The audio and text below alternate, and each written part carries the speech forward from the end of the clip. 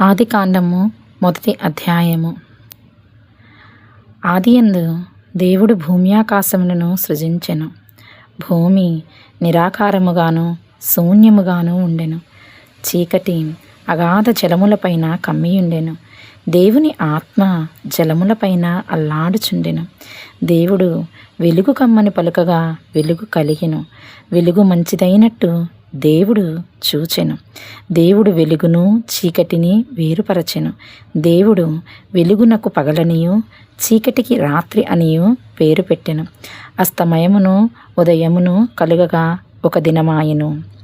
మరియు దేవుడు జలముల మధ్య ఒక విశాలము కలిగి ఆ జలములను ఈ జలములను వేరుపరచునుగాకని పలికెను.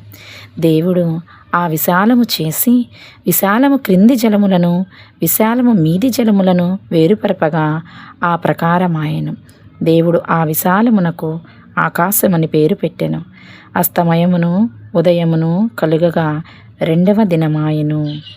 దేవుడు ఆకాశము క్రిందనున్న జలములు ఒకచోటనే కూర్చబడి ఆరిన నేల కనబడునుగాకని పలుకగా ఆ ప్రకారమాయెను. దేవుడు ఆరిన నేలకు భూమి అని పేరు పెట్టెను. జలరాశికి ఆయన సముద్రములని పేరు పెట్టెను. అది మంచిదని దేవుడు చూచెను. దేవుడు గడ్డిని విత్తనములిచ్చు చెట్లను భూమి మీది తమ తమ జాతి ప్రకారము తమలో విత్తనములు గల ఫలవిచ్చు ఫలవృక్షములను భూమి మొలిపించునుగాకని పలుకగా ఆ ప్రకారమాయెను. భూమి గడ్డిని తమ తమ జాతి ప్రకారము విత్తనములిచ్చు చెట్లను తమ తమ జాతి ప్రకారము తమలో విత్తనములు గల ఫలవృక్షములను మొలిపింపగా అది మంచిదని దేవుడు చూచెను. అస్తమయమును ఉదయమును కలుగగా మూడవ దినమాయెను. దేవుడు పగటిని రాత్రిని వేరుపరచునట్లు ఆకాశ విశాలమందు జ్యోతులు కలుగునుగాకనియు అవి సూచనలను కాలములను దిన సంవత్సరములను సూచించుటకై ఉండుగాకనియు భూమి మీద వెలిగిచ్చుటకు అవి ఆకాశ విశాలమందు జ్యోతులై ఉండుగాకనియు పలికెను. ఆ ప్రకారమాయెను. దేవుడు ఆ రెండు గొప్ప జ్యోతులను అనగా పగటిని ఏలుటకు పెద్ద జ్యోతిని రాత్రిని ఏలుటకు చిన్న జ్యోతిని నక్షత్రములను చేసెను. భూమి మీద వెలిగిచ్చుటకును పగటిని రాత్రిని ఏలుటకును వెలుగును చీకటిని వేరుపరచుటకును దేవుడు ఆకాశ విశాలమందు వాటినుంచెను. అది మంచిదని దేవుడు చూచెను. అస్తమయమును ఉదయమును కలుగగా నాలుగవ దినమాయెను.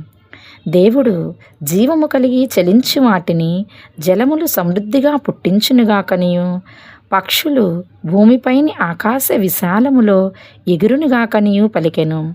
దేవుడు జలములలో వాటి వాటి జాతి ప్రకారము జలములు సమృద్ధిగా పుట్టించిన మహామత్స్యములను జీవము కలిగి చెలించు వాటినన్నిటినీ దాని దాని జాతి ప్రకారము రెక్కలు గల ప్రతి పక్షిని సృజించెను. అది మంచిదని దేవుడు చూచెను.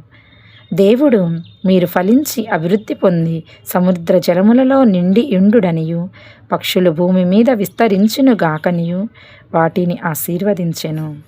అస్తమయమును ఉదయమును కలుగగా ఐదవ దినమాయెను.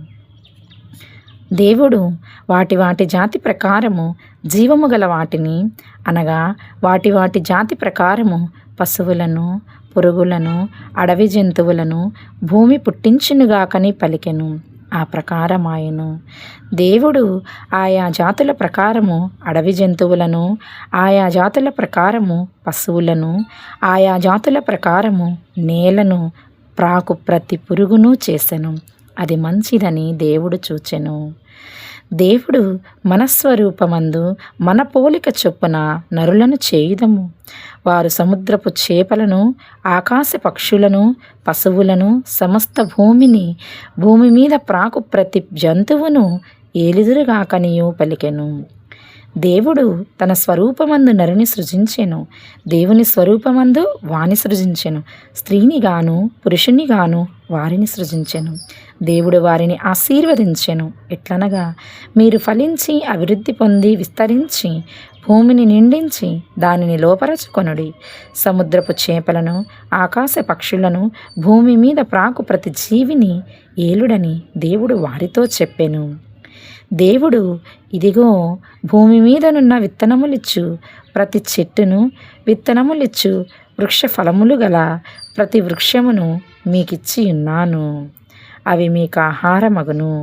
భూమి మీద నుండు జంతువులన్నిటికీ, ఆకాశ పక్షులన్నిటికీ, భూమి మీద ప్రాకు సమస్త జీవులకును పచ్చని చెట్లన్నీ ఆహారమగునని పలికెను. ఆ ప్రకారమాయెను. దేవుడు తాను చేసినది యావత్తును చూచినప్పుడు అది చాలా మంచిదిగా నుండెను. అస్తమయమును ఉదయమును కలుగగా 6వ దినమాయెను. ఆమేన్.